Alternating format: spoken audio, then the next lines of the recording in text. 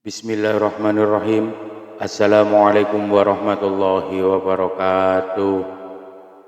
Syukur alhamdulillah kita bisa berjumpa lagi di channel ini. Salawat dan salam selalu dan tetap tercurahkan kepada junjungan kita Nabi besar Muhammad sallallahu alaihi wasallam.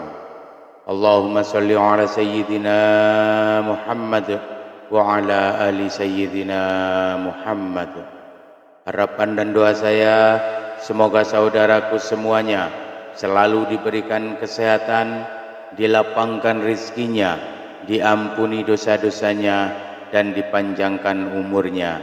Amin ya rabbal alamin.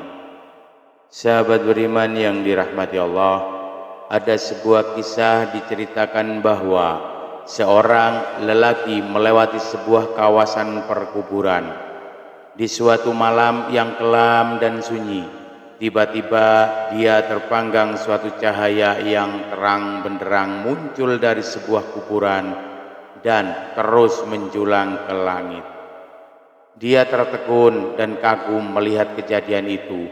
Dia berpikir kemungkinan kubur ini adalah kubur seseorang yang sangat istimewa.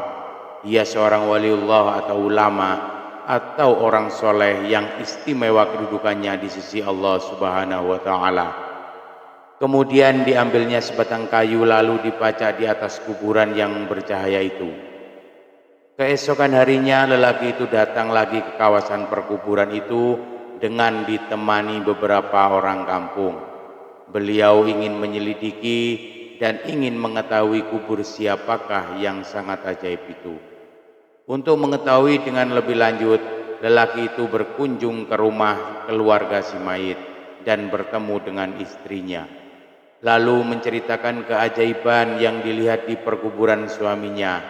Anehnya, istrinya terkejut dan keheranan.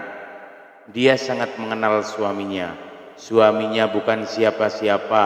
Suaminya seorang petani biasa saja, bukan seorang yang alim, bukan seorang ahli ibadah, bukan orang soleh, apalagi suaminya bukan imam, bukan muadzin, bukan guru Al-Quran.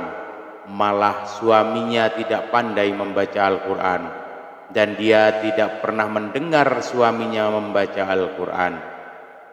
Akhirnya lelaki itu bertanya, apakah ada perkara-perkara yang si fulan selalu lakukan dalam kehidupan sehari-harinya.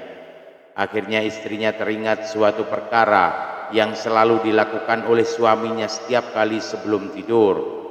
Pada setiap malam suaminya selalu mengambil wudu, kemudian masuk ke dalam suatu ruangan, lalu diambilnya Al-Quran, lalu dicium dan dipeluknya dengan penuh kecintaan dan kasih sayang. Dia duduk dan membuka Al-Quran itu sehelai demi sehelai, seperti sedang membaca, sedangkan ia seorang yang buta Al-Quran. Dia akan meraba-raba ayat-ayat Al-Quran itu dengan tangannya seolah-olah sedang menyentuh dan membelai sesuatu yang sangat dikasihinya. Istrinya berkata lagi, ia pernah mendengar rintihan akan tangis suaminya yang sangat sedih, mendayu-dayu dengan penuh penyesalan. Tuhanku, ampunkanlah aku, karena aku tidak mampu membaca kalimat-kalimat-Mu ini. Janganlah Engkau hukum aku di atas kebodohanku ini. Ya Allah, maafkanlah kesalahanku. Aku tidak mampu membaca kalimat-kalimat-Mu.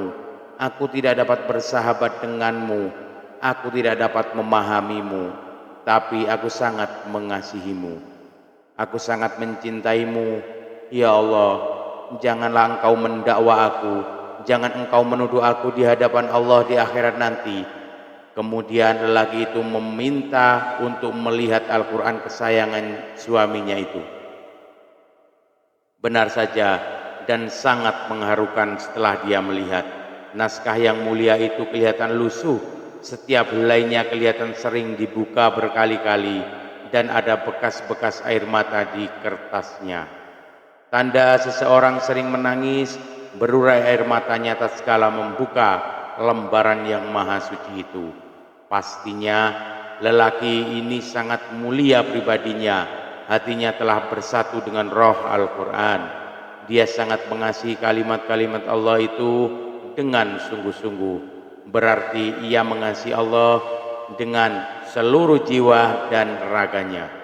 Sahabat beriman yang dirahmati Allah, marilah kita menghidupkan Al-Quran di dalam masjid kita, di dalam rumah kita, di dalam diri kita setiap waktu, dan luangkan waktu kita setiap hari untuk membaca Al-Quran dan pahami isinya. Memuliakan Al-Quran saja sudah mendapat syafaat yang begitu luar biasa, apalagi kalau kita membacanya, memahaminya, dan mengamalkannya. Subhanallah, wallahu alam bissawab.